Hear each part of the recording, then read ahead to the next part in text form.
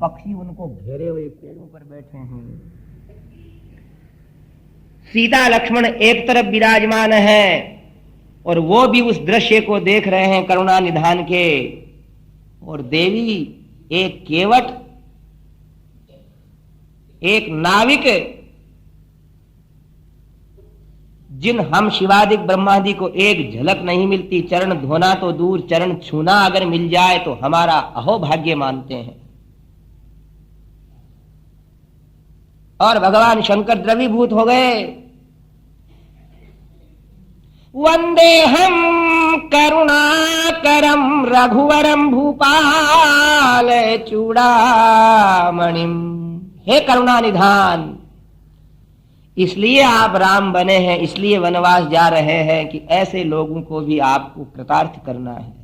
देवी पार्वती, देख उसके परिवार के लोग कितने भाग्यशाली हैं कि लाइन से क्रमशः है जल लाए जा रहे हैं, और देखिए भर गया कठोता जल वाला भगवान के चरणोदक से। तो देवी हमको तो छींटा लगाने को नहीं मिलता, और वो पूरे परिवार के लोग पेट भर भर के चरणोदक पी रहे हैं। बोलिए भक्तवत्सल भगवान। ऐसे कह करके भगवान समाधिस्थ हो गए। तो तब जगे, कब जगे?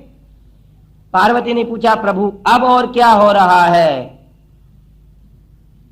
भगवान ने समाधि में शिव ने सब दर्शन किए, और अब क्या देख रहे हैं कि पर पार जब केवट अपने नाव को लेकर भगवान के दर्शन कर रहा है, तब भगवती जानकी नदी गंगा की ओर देखती है।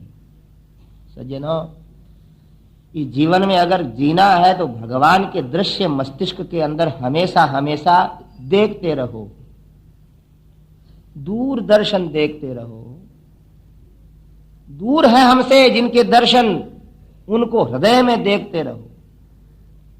कोई माँ बहन भाई बंधु पूछते हैं कि मार्ग क्या है? मार्ग यही है कि जिस किसी प्रकार से इन मधुरम अत्यंत कमनीय कांत लीलाओं को हृदय के अंदर विचारते रहो, भगवान शिव इसी में प्रसन्न रहते हैं, इसी में डूबे हुए रहते हैं। अब देखिए नारियां क्या होती हैं, ये दिग्दर्शन है। भगवान राम ने कहा जानकी चलो, ठहरो प्रभु, और गंगा जी के पास आकर के हाथ जोड़ करके रोने लग गई। हे देवी, मैं महाराज जनक की कन्या हूं, महाराज दशरथ की पुत्र वधू हूं, मेरे को आपके खाली हाथ जोड़ते हुए संकोच हो रहा है। अभी तो मैं पत्र पुष्प आपको भेंट करती हूं, किंतु मेरे देव भगवान राम जिस दिन 14 वर्ष बाद फिर राजा बन जाएंगे तो आपके यहां आकर के हजारों ब्राह्मणों को भोजन करवाऊंगी। हे भगवती गंगा, आप हमारे पूर्वजों के द्वारा लाई गई हो, मेरे पति के व्रत को परिपूर्ण करने में आप हमेशा हमारी रक्षा करना। स्त्रियों को यही चाहिए, नारियों को, कि वो तो मंदिर में वृक्ष के नीचे पीपल को सींचती हुई, वृक्ष को सींचती हुई गंगा यमुना में स्नान करती हुई, स्नान करने के बाद 2 मिनट वहां बैठ जाए और क्या कहे कि हे भगवती गंगे, मेरे गृहस्थ को तुम अच्छी तरह से रखना। इन नारियों का और कौन सहारा है?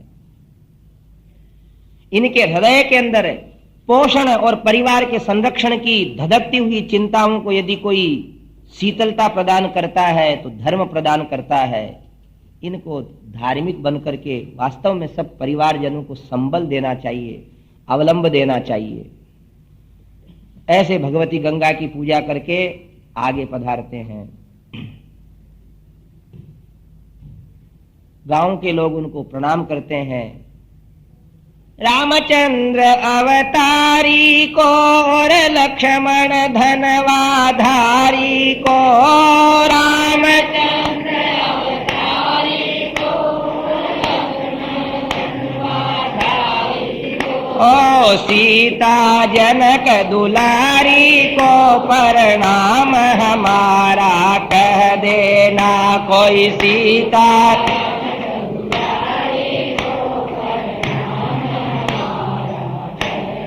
ना इस जाने वाले रघुवर को प्रणाम हमारा कह देना। इस जाने वाले रघुवर को प्रणाम हमारा। बोलिए अयोध्यानाथ भगवान की। रात्रि में एक वृक्ष के नीचे विश्राम करते हैं और लक्ष्मण से आज भगवान राम कहते हैं, लक्ष्मण अयोध्या के अंदर शायद आज तीसरा दिन हो गया फिर भी किसी ने भोजन नहीं किया है। अयोध्या लक्ष्मण रो रही है, मेरी मां के तो आंसू इतने बह रहे हैं कि भगवान जाने उसकी आंखें भी बची हैं या नहीं बची। लक्ष्मण प्रजा की भीड़ के द्वारा जो धूल उठ चुकी थी राजमार्ग पर, वह धूल उनके आंसू से उस दिन वापस बैठ गई थी। कुमार जाओ और मां सुमित्रा कौशल्या की रक्षा के लिए तुम अभी भी वन में चले जाओ, अभी भी नगर में चले जाओ। और लक्ष्मण ने भगवान राम को एक बार देखा, उन्होंने कहा अग्रज अभी तो 3 दिन 4 दिन हो रहे हैं और मालूम पड़ता है कि आपके श्रीमुख से मुझे इस प्रकार नगर को भेजने वाले शब्द रोज सुनने पड़ेंगे मेरे को। मेरी प्रार्थना एक बार में सुन लो आज। न च सीता त्वया हीना न चाहमपि राघव मुहूर्तमपि जीवावो जलान मत्स्या विवोधृतौ। इस श्लोक को हमारे रामानु संप्रदाय में परम उत्कर्ष का मानते हैं। लक्ष्मण ने कहा कि देखो रघुनंदन, दुनिया कहीं रहे, अपने पिता के पास रहे, अपने मां के पास रहे, नगर में रहे, नगरी में रहे, कहीं रहे, किंतु मेरी और भगवती जानकी की यह स्थिति है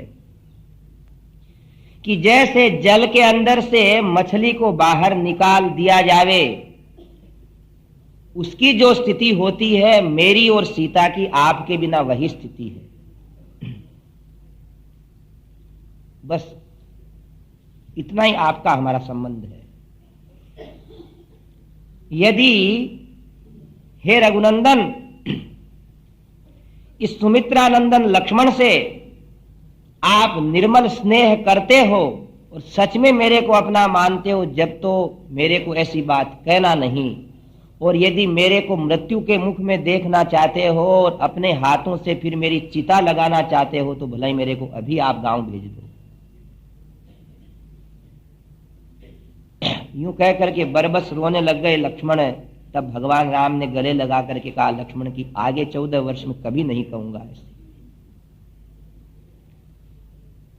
एक बार में कुमार लक्ष्मण ने अपने भाव प्रकट करके भगवान राम से सदा साथ रहने की प्रतिज्ञा करवा ली। आगे यमुना नदी आ रही है, उसके पहले भरद्वाज मुनि का आश्रम है, प्रयाग का क्षेत्र आया। बोलिए तीर्थराज प्रयाग की जय। प्रकर्षेण याग है यत्र सह प्रयाग है। कल देखो आपके सामने यहां घोषणा भी की थी कि एक कोई महात्मा आए हैं, उनका प्रयाग के अंदर प्रयाग यात्रा करने वालों को, माघ स्नान करने वालों के लिए ठहरने की व्यवस्था है। आज भी लोग क्यों प्रयाग के अंदर ऐसा कष्ट उठाते हैं, लोगों की आवास निवास की व्यवस्था करते हैं। प्रयाग का अर्थ है प्रकर्षेण याग है सह प्रयाग है, जहां खूब भगवान की पूजा हो। राम सीता और लक्ष्मण जब पास में पहुंचे तो वेद घोष करने वाले बालकों के मुख से वेद ध्वनि को सुनकर के सीता कहती, हे रघुनंदन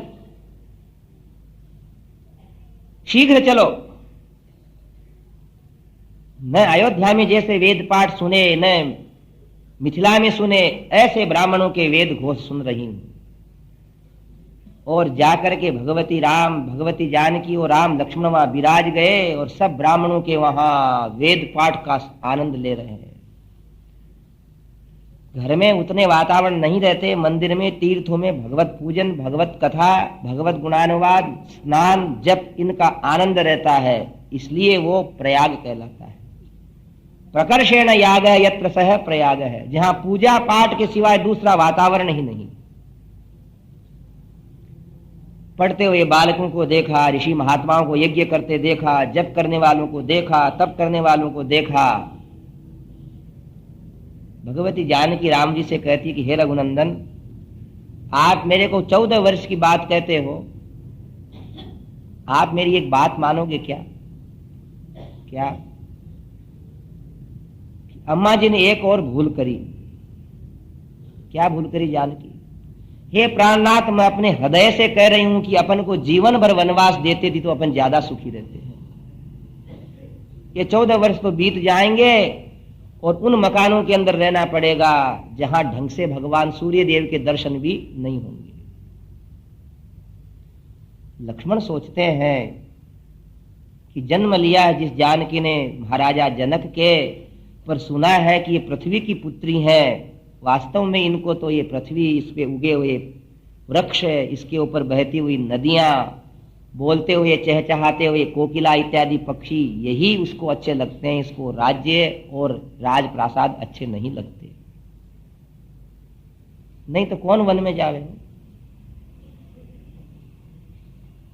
एक दिन वन के अंदर अगर भयंकर जंगल में गाड़ी खराब हो जाए, रात को 10-11 बजे, तो बैठने वाले गाड़ी में बोलते हैं कि हे सालासर के हनुमान जी, सवामणी कर देंगे, हमारी गाड़ी को ठीक कर दो आप। पर्वतो दूर तो रम्य है, बोले दूर के डूंगर सोवने, युद्ध की वार्ता सुंदर लगती है, और पर्वत वन ये झांकियां घर में लगी हुई अच्छी लगती हैं, सिनेमा के अंदर दृश्य अच्छे लगते हैं। नहीं तो किसी घाट पर सनसनाती हुई हवा आ रही है, कोई शेर इत्यादि की एक भी शब्द की ध्वनि सुन ले तो आदमी है ना घबरा करके सोचता है कि अब मरा, अब मरा। उन जंगलों के अंदर भगवती जानकी ऐसे तीर्थों का दर्शन करके हमेशा के लिए रह जाना चाहती है। भरद्वाज मुनि का आश्रम है, उनके दर्शन किए। उनसे पूछा कि प्रभु हम कहां रहें? उन्होंने कहा कि आप चित्रकूट पधार जाओ, यमुना को पार करके। देखो, अयोध्या से चले, गंगा पार करने के बाद प्रयाग क्षेत्र में आए। प्रयाग गंगा और यमुना के बीच में बसा है। और अब भगवान श्री राम को दक्षिण देश की तरफ आना है, तो भौगोलिक स्थिति देखिए, गंगा पार करने के बाद थोड़ी देर बाद यमुना आ जाती है, और गंगा और यमुना के बीच में ही प्रयाग है। वहीं भारद्वाज मुनि का आश्रम है, जहां भगवान उनके दर्शन करते हैं। मुनि उनका सत्कार करते हैं। प्रयागम ते तु तस्मिन् महावृक्षे उषित्वा रजनीं शुभां विमलेऽभ्युदिते सूर्ये तस्माद्देशात् प्रतस्थिरे प्रयागमभितपस्य सौमित्रे धूममुत्तमम् अग्नेर्भगवतः केतुं मन्ये सन्निहितो मुनिः। प्रयाग के दर्शन करते करते एक आश्रम के अंदर इतनी धूम दिखने लगी, धुआं कि आकाश को स्पर्श कर रहा था। कभी कभी सज्जनों, अब तो नगरों के दृश्य बदल गए, गांव के भी बदल गए। नहीं तो गांव के अंदर आदमी सुबह सुबह अगर अपने छत पर के चला जाता है तो सब घरों से उठती हुई धुआं सूचना कर देती है कि रसोई बनना शुरू हो गई है।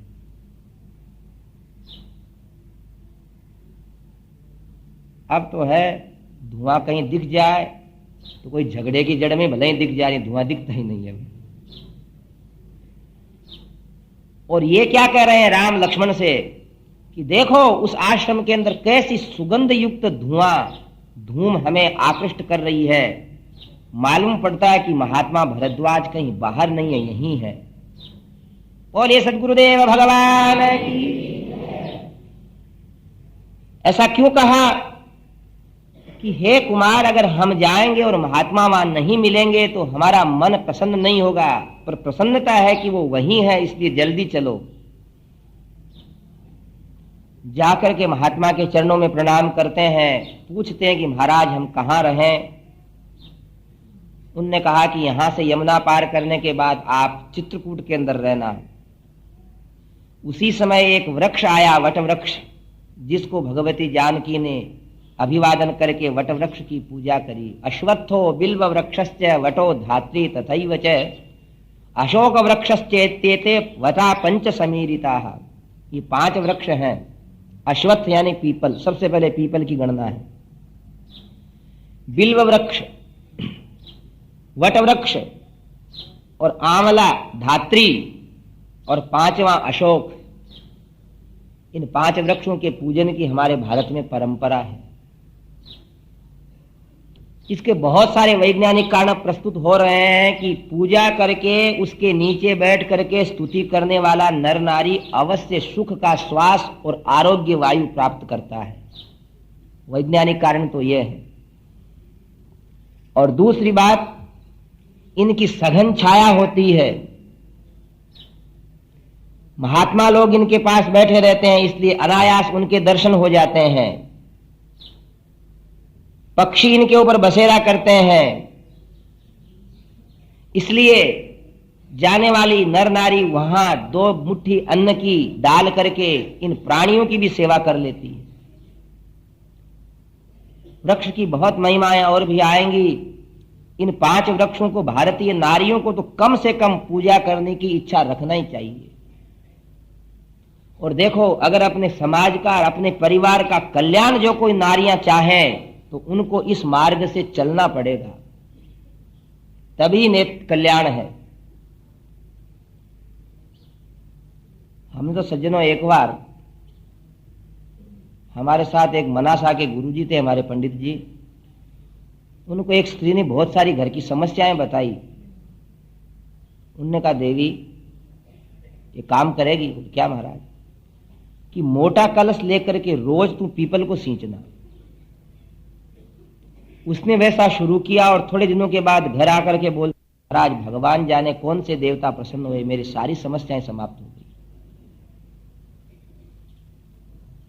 ये फेना फेन कपड़े पहन करके है फटफट चलने से कुछ कल्याण नहीं है, वो ऐसा करने से है। जैसे वृक्ष छाया देते रहते हैं, शीतलता देते रहते हैं, वो वृक्ष आपके ऊपर सुख की छाया आपके द्वारा पानी प्राप्त करके करने की व्यवस्था करेंगे, ऐसा ऋषि मुनि महात्माओं ने कहा है। उस श्याम वट वृक्ष की पूजा की।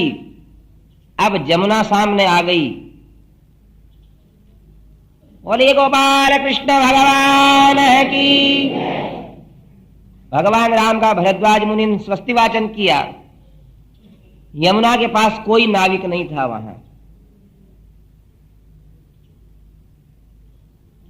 वटवृक्ष की पूजा कर ली। ततो न्यग्रोधमासाद्य महांतम हरितच्छदम परितम बहुवीर वृक्षैः श्यामं सिद्धोपसेवितम्। श्री राम जय जय राम। हम श्री राम जय जय राम। हम बोलो श्री राम जय जय राम। और ये रामचंद्र भगवान की। वटवृक्ष के बारे में देखो, यहाँ स्पष्ट लिखा, बहुत सारे पक्षी थे, बहुत सारे सिद्ध महात्मा थे, उन सब का स्वागत किया। अपने पति के व्रत को परिपूर्ण होने की प्रार्थना करके आगे जब यमुना को देखा, लक्ष्मण राम को देखते, राम लक्ष्मण को देखते हैं, सीता दोनों भाइयों को देख करके कहती है कि पार जाना है, हमें जाना है।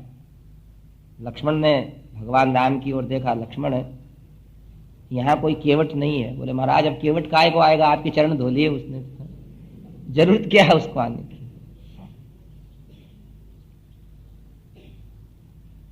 और मां सुमित्रा की बातें याद आई लक्ष्मण को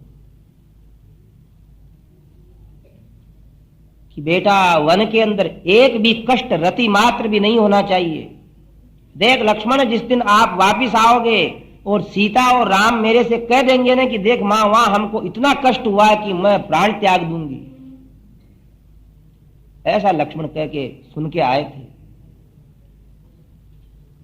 कि लक्ष्मण जिस दिन भी यहां तक श्रीमद् रामायण में कहा है कि हे बेटा मृधेषु च तनुत्याग है। मैं तुझे ये आशीर्वाद देकर के भेज रही हूं कि इनकी सेवा करना और इनके लिए युद्ध भी करना पड़े तो गला कटा करके भी अपने को न्योछावर कर देना, किंतु राम की सेवा से विमुख मत होना। अपने मां के वचनों को याद करके भाई के चरणों में अभिवादन करते हैं कि आर्य,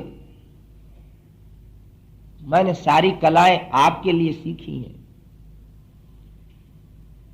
तू तो मेरे साथ रहता था, तूने कौन सी कलाएं सीखी हैं? बोले मैंने नाव बनाना भी सीखा है। नाव बनाने का तेरे को क्या अर्थ था? तब रो पड़ा लक्ष्मण और कहता है कि अग्रज, मेरे को एक दिन स्वप्न आया कि अरे कुमार, क्या सो रहा है? तू सोने के लिए पैदा नहीं हुआ है। और स्वप्न के अंदर मैंने नाव का निर्माण किया।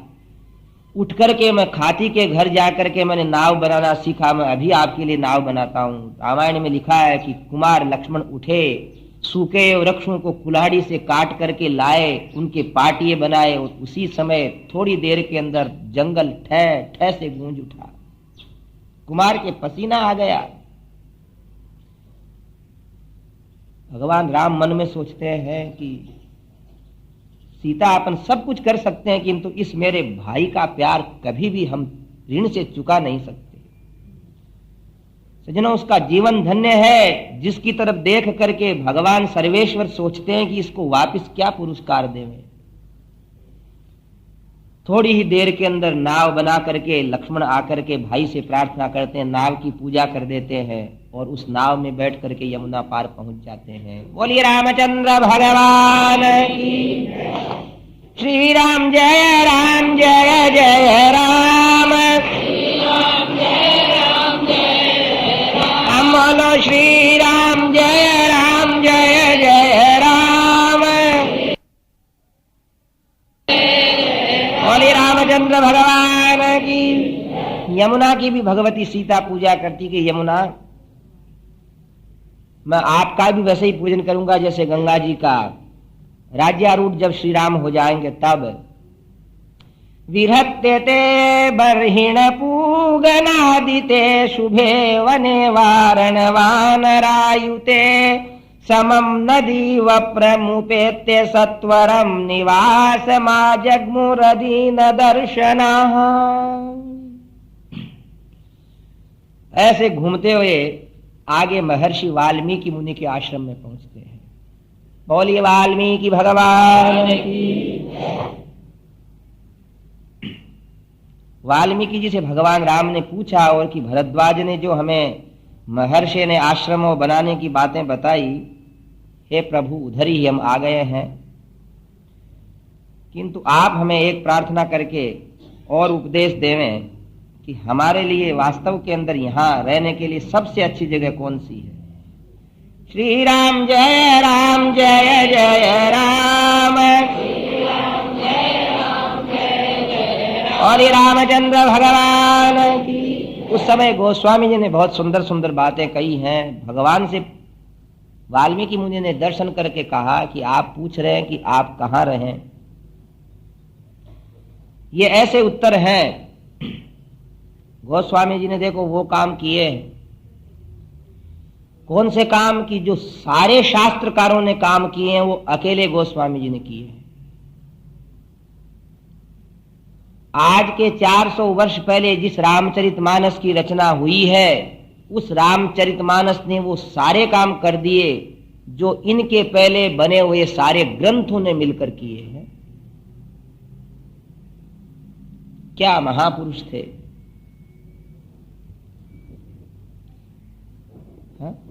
जिनके जीवन में कैसी सुगंध है कि सीताराम जी के अतिरिक्त कुछ प्रेम नहीं। कोई कह सकता है उनकी जैसी बातें? एक भरोसो एक बल एक आश विश्वास एक राम घन श्याम हित चातक तुलसीदास। हम लोग तो सज्जनों सच पूछा जाए ना तो एक नंबर के सब भिखारी हैं। भगवान से जाकर के हर नारियल के पीछे हमारी डिमांड रहती है। कह नहीं सकते कि हमारी कोई अभिलाषा नहीं है, पर उन गोस्वामी जी ने कह दिया, नान्या स्पृहा रघुपते हृदये स्मदीये। बोलिए संत भगवान की। क्या कहा कि नान्या स्पृहा, कोई इच्छा नहीं है। हम लोग नहीं कह सकते, हमारे को तो सब इच्छाएं हैं। एक युवक ने 18 वर्ष के ने भगवान का भजन किया, इतना भजन किया, इतना भजन किया कि ठाकुर जी ने कहा, बोल क्या चाहता है? तो कहता, बंबई के अंदर 7 मंजिले मकान के अंदर मेरे पड़पोते की बहू को गोद में बच्चा लिए देखना चाहता हूं। खुद 18 वर्ष का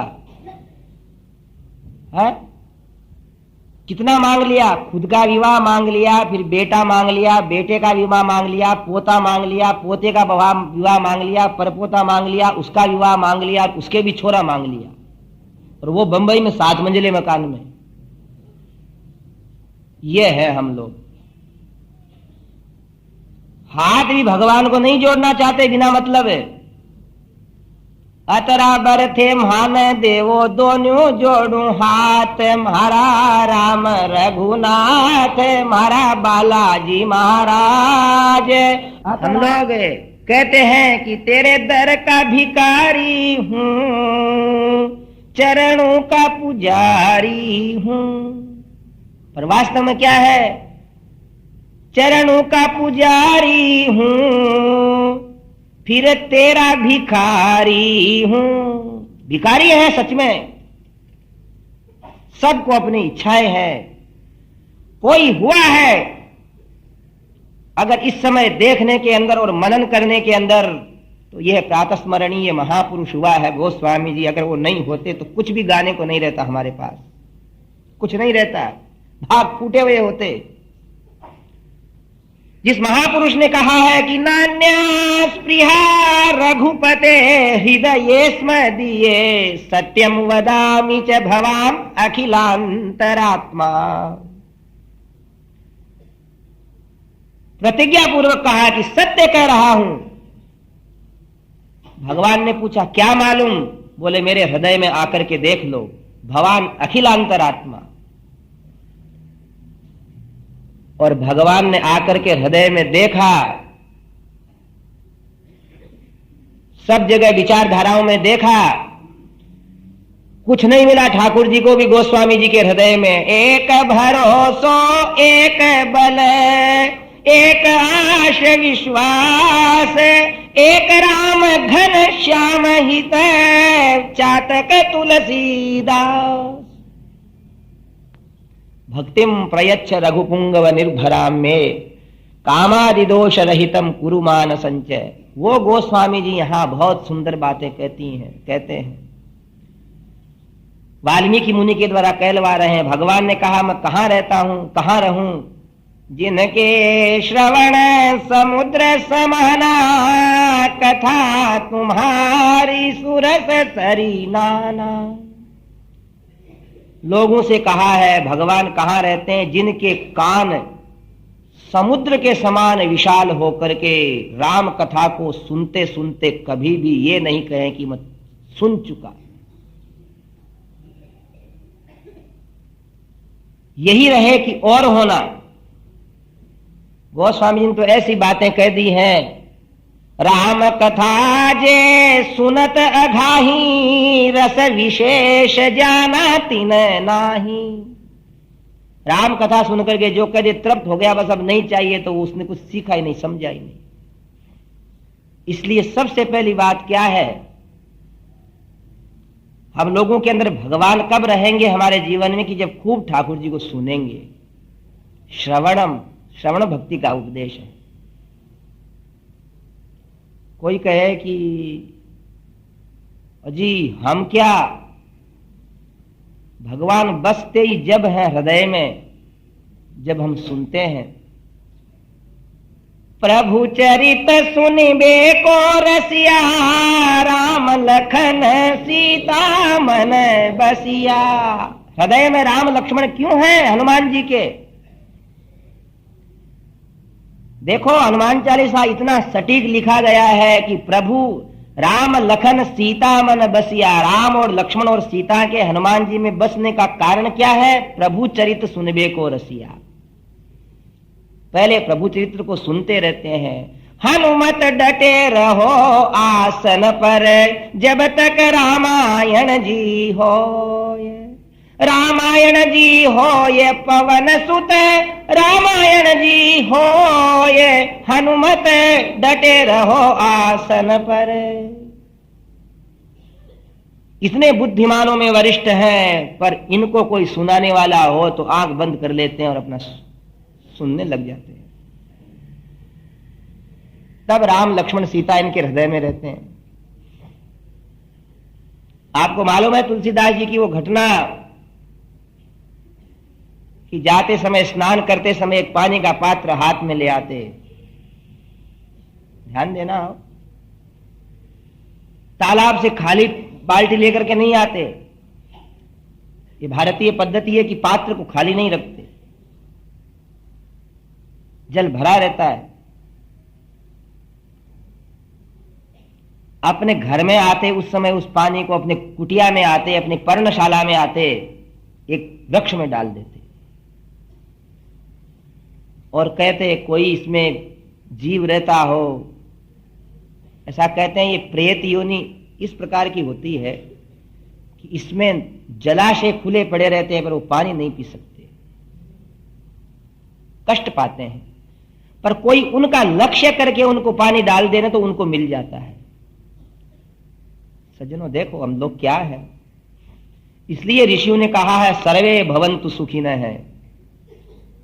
स्वयं स्नान करते हैं लोग, नहाते हैं, यहां पोषण करते हैं परिवार वालों का, कबूतरों का, कौओं का, पशुओं का, कुत्ते का, चींटियों का। और हे भारत देश, तुम्हारे नागरिक तो भूत प्रेतों को भी जल देते हैं कि वो भी कष्ट पाते हैं तो सुखी हो जाए। सर्वे भवन्तु सुखिनः का यदि मार्मिक रूप दिया है ऋषियों ने तो भारतवासियों को दिया है। पर्वत की पूजा हो रही है, गंगा यमुना की पूजा हो रही है। बहुत दिन तक जल दिया, राम राम करके दिया, गोस्वामी जी ने दिया।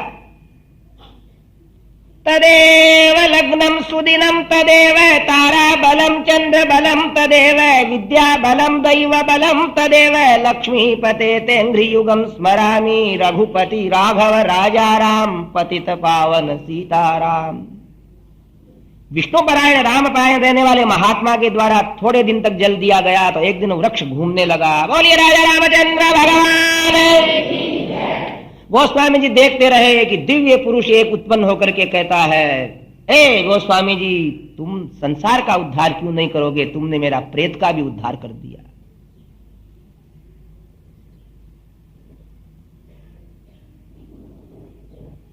हम लोग कभी कभी सोचते हैं ना कि उसका बुरा हो जाए, ये छोड़ना पड़ेगा। हम उस देश में हैं जहां हमारे गोस्वामी जी प्रेतों को भी मुक्त करते हैं। गोस्वामी जी ने कहा इसमें मेरी कुछ महत्ता नहीं है, तो शास्त्र के ज्ञान की मानने की बात है कि तुम्हारा उद्धार हो गया। तो कहा गोस्वामी जी मैं ऐसा व्यक्ति हूं कि जब आपसे मेरी गति हुई है तो मैं आपका कोई काम करना चाहता हूं। गोस्वामी जी ने कहा मेरा काम अगर करना चाहते हो तो मेरे को भगवान राम के दर्शन करवा दो। एक भरोसो एक बल एक आश विश्वास, एक राम घनश्याम हित चातक तुलसीदास। सज्जनों, रामायण पढ़ने के पहले, रामचरितमानस पढ़ने के लिए हम आपसे आज और प्रार्थना करते हैं कि पहले भाव विभोर होकर के गोस्वामी जी के चरणों में प्रणाम कर लिया करो। उस व्यक्ति को हम प्रणाम करके द्रवीभूत होकर के कहें कि तुम्हारी कृपा से हम गुणानुवाद गा रहे हैं, नहीं तो हम इस संसार के संताप से जल करके राख हो जाते।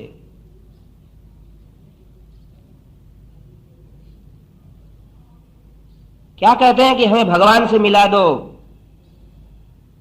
तब उस प्रेतात्मा ने कहा कि भगवान से तो नहीं मिला सकता, बाकी तुमसे मैं कहता हूं कि तुम हनुमान जी से मिल लो, वो तुम्हें भगवान से मिला देंगे। राम दुआरे तुम रखवारे, होतन आज्ञा बिनु पैसारे। राम के द्वार में बिना हनुमान जी की आज्ञा से प्रवेश नहीं होता है। एक हमारे डीडवा में अध्यापक है, उन्होंने कहा महाराज इस चौपाई का अर्थ समझते हो क्या? उन्होंने कहा सब क्या है? बोले राम दुआरे तुम रखवारे, होत न आज्ञा बिनु पैसारे। बोले आज के जमाने में पैसा हनुमान जी है, पैसा राम दुआरे तुम रखवारे, होत न आज्ञा बिनु पैसारे। पर वो सही बात कर रहे हैं। दक्षिणे लक्ष्मणो यस्य वामे च जनकात्मजा, पुरतो मारुतिर्यस्य तम वंदे रघुनंदनम। घुटना टेके खड़े रहते हैं। और ये भवन सुधा हनुमान की। कितने कितने इनके दर्शन हैं, क्या क्या दिव्यता हनुमान जी महाराज में। 6 दिन हो गए, लोग कहेंगे हनुमान जी की बात ही नहीं आई है। इसलिए हनुमान जी महाराज से कहते हैं कि अब आप जल्दी मिलो है। हनुमान जी को दुख नहीं होता, वो सोचते हैं क्यों मेरे को बुला करके राक्षसों को मरवाओ है, मेरे को सुनने दो है। हनुमान जी कह रहे हैं कि हमने तो रावण को मार दिया, अब तुम तुम्हारे रावणों को मारो। गोस्वामी जी से कहा उस प्रेत ने कि तुम हनुमान जी से मिलो। उन्होंने कहा हनुमान जी कहां मिलेंगे?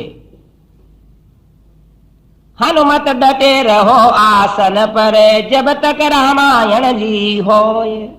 कहा कि वो राम कथा सुनने को मिलेंगे। यत्र यत्र रघुनाथ कीर्तनम, तत्र तत्र कृत मस्तकांजलिम, वाष्पवारी परिपूर्ण लोचनम, मारुतिम नमत राक्षसांतकम।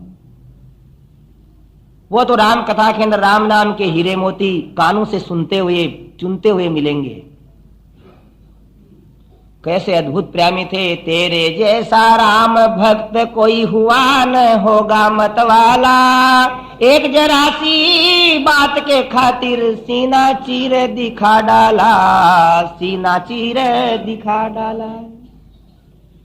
जब राम नाम तुमने पाया ना नगीने में, तुमने चीर दिया सीना, सिया राम थे सीने में। विस्मित जग ने देखा, कपि राम दीवाना है, ना स्वर है ना सरगम है, ना लय ना तराना है। हनुमान के चरणों में एक फूल चढ़ाना है। वो हनुमान जी क्या करते हैं? प्रभु चरित सुनिबे को रसिया, राम लखन सीता मन बसिया। सुनते रहते हैं। आप लोग भी प्रभु चरित्र यदि सुनेंगे तो निश्चित समझो भगवान मस्तिष्क में विराजेंगे। और गीत गाने सुनेंगे तो निश्चित रूप से विषय भोगों की उद्दाम भयंकर आंधियां दिन रात मस्तिष्क में चलती हुई पशुता की ओर प्रवृत्त कर देंगी। इसलिए ये वाल्मीकि जी का संवाद विशेष रूप से आपको सुना रहे हैं। गोस्वामी जी ने जाकर के कथा के अंदर देखना शुरू किया, कहीं सुंदर कथा हो रही थी। कथा स्थल ऐसा होता है सज्जनों, यत्र तत्रैव गंगा यमुना च वेणी, गोदावरी सिंधु सरस्वती च, सर्वाणि तीर्थानि वसन्ति तत्र, यत्राच्युतोदार कथा प्रसंग है। तत्रैव गंगा यमुना च वेणी। सच में जहां भगवान का गुणानुवाद गाया जाता है, गुणानुवाद, ये हंसी की बातें तो इसलिए कह देते हैं कि निद्रा इत्यादि नहीं आवे, नहीं तो ये गुणानुवाद सुनने के लिए ही होता है। वहां सारे तीर्थ आ जाते हैं, सारे देवता आते हैं। इसलिए गोस्वामी जी वहां गए और जाकर के देखने लगे कि मोटे तकड़े हनुमान जी होंगे, हाथ में माला लिए हुए होंगे। उनको समझ में नहीं आया। आखिर उनने क्या सोचा कि हनुमान जी वो हो सकते हैं जो सबसे पहले आवे और सबसे बाद में जावें।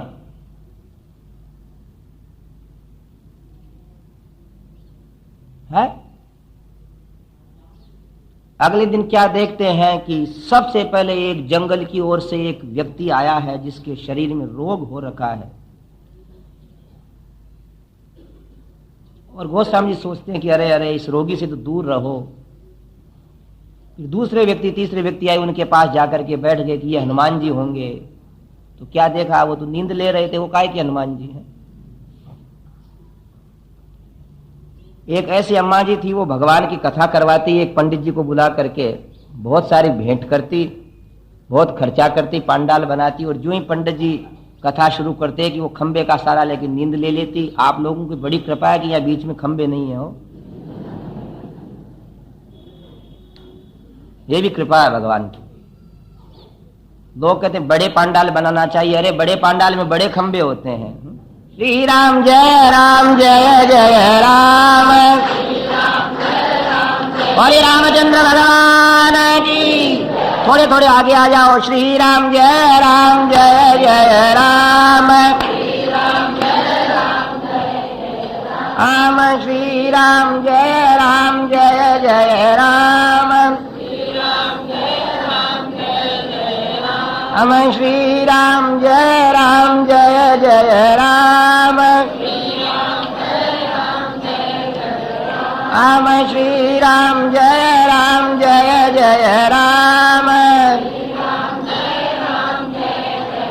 और राजा रामचंद्र भगवान की। तो उस पंडित जी ने 25 वर्ष की अवस्था में कथा बांटना शुरू किया था और 50 वर्ष की अवस्था तक वो आता रहा। आखिर उसने अम्मा से पूछ लिया, अम्मा, बोले हाँ महाराज, तुम एक दिन भी कथा 5 मिनट भी बराबर सुनती नहीं। जब मैं शुरू करता हूं कि समुपस्थित भागवत समाज, जब तुम सोती हो और जय जगदीश हरे के टेम उठती हो, तुम नींद ही नींद लेती हो, तो फिर मेरे को क्यों बुलाती हो? तो क्या कहती हो अम्मा? अरे महाराज, अरे पंडित जी, तुम बच्चे थे जब से आने लगे हो और मेरे बच्चों की उम्र के हो। अरे बेटा सुन। क्या अम्मा? बोले बस मैं कथा इसीलिए करवाती हूं कि तू कथा कहता रहे, मैं नींद लेती रहूं। बोले क्यों?